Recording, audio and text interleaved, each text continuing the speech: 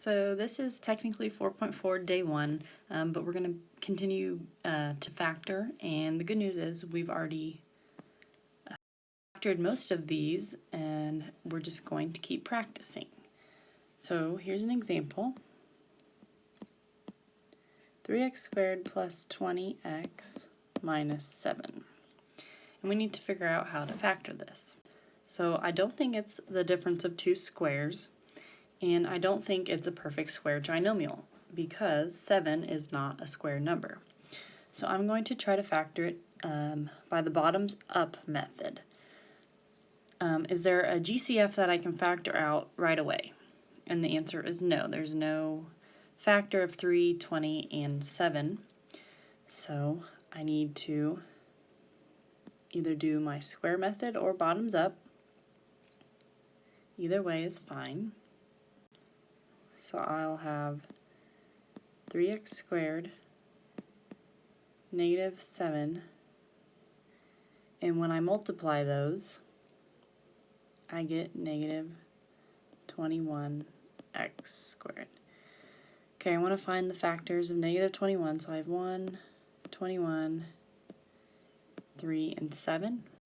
And I need my pair of factors to differ by 20.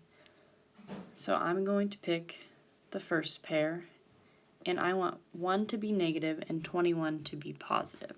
So I'll have negative 1 and 21, and I put an x in. And so I need to find what's in common with my first row, and I see that it's 3x. The second row is a negative 1, and the first column will be an x, and x is positive because the number closest to the end is positive, so 3 is positive. And then my second column, 21x and negative 7, I'll have a positive 7, right? Because 21 is positive and it's closest to the edge. And now I have my answer because the numbers on the outside are my binomials. So I'll get 3x minus 1 and x plus 7. Now I'm going to demonstrate the bottoms up method. So first step is to multiply our outer numbers. So 3x squared times negative 7 is negative 21x squared, and I need to find the factors of negative 21. So I have 1, 21, 3, and 7. I need this pair of factors to differ by 20, right, my middle term. So I'm choosing the top pair. And when multiplied, they need to give me negative 21. So I want a negative 1. Now with these pairs, I need to set up my preliminary binomials. So I'll have x minus 1 and x plus 21. Okay, so since I had a 3 as my leading coefficient, I need to divide my constants by the leading coefficient. And next step is to simplify. So x minus a third and x plus 7.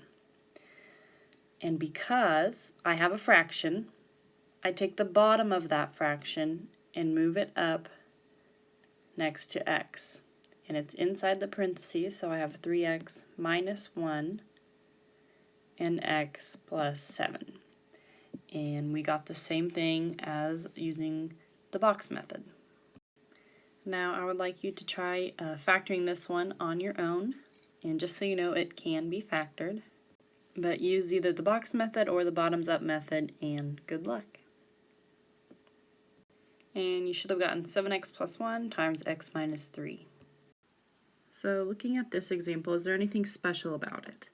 And the answer is yes, it doesn't have that middle term with x.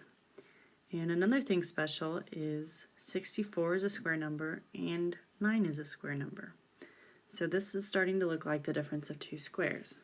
Now the difference of two squares is easy because I'll have two of the exact same binomials. One will have a negative and one will have a positive. So what is the last number going to be? Well, it's whatever number multiplied by itself gives us 64, and that number is 8. And the first number is going to be what term multiplied by itself gives us 9x squared. So that would be 3x. So I would like you to try 16x squared minus 1. Go ahead and factor it. And you should get 4x minus 1 and 4x plus 1. Now let's look at this example. So is it a difference of squares? No. Is there a GCF that we can factor out right away? No. So let's think about the other special trinomial we had, which is perfect square trinomial. So I'm just going to factor this like normal, and I'm going to use the bottoms up. So 25 times 4 is 100y squared. So I need to find the factors of 100. So I have 1, 100, 2 and 50, 4 and 25, 5 and 20, and 10 and 10. So I want to pick the pair that when added together gives me 20. So that's 10 and 10. Now I'm going to set up my preliminaries. So I'll have y plus 10 and y plus 10. And divide by the leading coefficient, which is 4. And then simplify.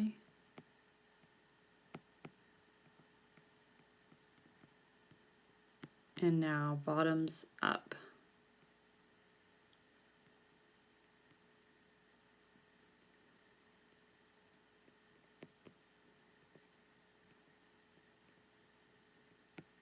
So I get 2y plus 5 times 2y plus 5. Simplifying that even further, we get 2y plus 5 squared. So this was a perfect square trinomial. So here's an example for you to try on your own. So pause the video and good luck.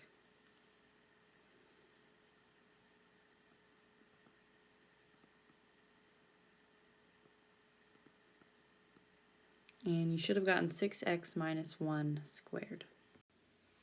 All right, in both of these examples, what would be the very first step, the very first thing that we need to do?